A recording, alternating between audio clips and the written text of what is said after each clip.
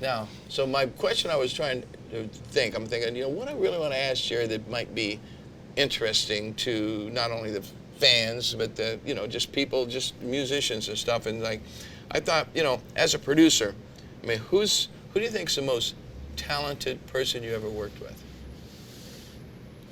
Well, that's a I know difficult it's tough question. because That's a you got to piss difficult somebody question. off to Yeah. start with. But it's, I'm interested. I mean, who's... Well, there's different kinds of talent. I would say as a songwriter, I think David Byrne. And I think that Dave is just brilliant. And I think the uniqueness of his vocal style, the uniqueness of the lyrics. But Jonathan Richman was a great lyricist, but I think that David is a little bit, and I can't say that Eno was no slouch as an interesting person, but I guess I'd go with David. As a musician, as a pure musician, I would say Adrian Belew. Oh! Because Adrian Belew... I didn't know you worked with Adrian. Here Yes. we go. Sorry, folks. I brought Adrian Belew to come into Talking Heads, and then he toured on the Remain in Light tour. He was playing down at the Mud Club, and I got him to come up, and he played on that album. And in fact, he also did some wonderful solos on my first solo album, called The Red and the Black. But now, going back to the Talking Heads, because this is obviously what, Right. you said it yourself, Yep. great. Why hasn't there really been a reunion real tour? Everyone's still alive. I mean, And everyone can still play. Well, I would say that, it's really... It's crazy. It's David's decision that he doesn't want to do that. And I think that from David's point of view, it's like, always be looking forward. Don't ever be looking back. He's a real artist. There's no question about it. But And we had 10 good years, and so, I can't. That is wonderful, and a lot of bands don't get that much time. That being said, when we played at the Rock and Roll Hall of Fame, everyone said, like, when are you going on tour? That was great, and everyone loved it. And I know that my kids and their friends and a lot of people would like to see it, so I wish we could do it.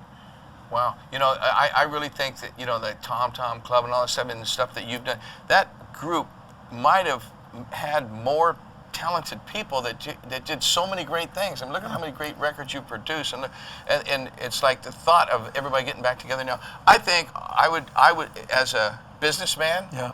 I'd back it. I'd promote you guys. Okay. No, I believe that it would be bigger than you guys ever were. I think so too. You'd sell, Talking Heads was kind of a cult band. You guys weren't an arena act. You're an arena act now, Right. Yep. like that, overnight. I would love to see it. It's crazy. Maybe somebody will run out of money sometime, and then sometimes that happens, That can happen, and... I'd hate to see it for that reason, but I would see it for any reason I could.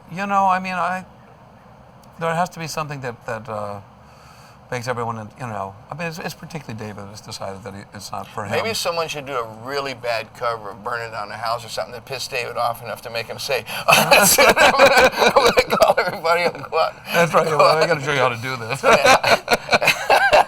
Oh, man, I just can't. Do you guys talk? And do you talk much? Yeah.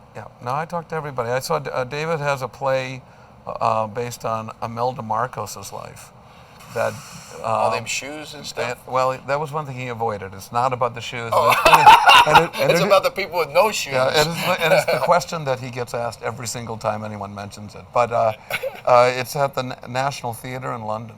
Wow. And it was at the Public Theatre in New York. And it was a good show. It's like, he certainly does a large breadth of projects.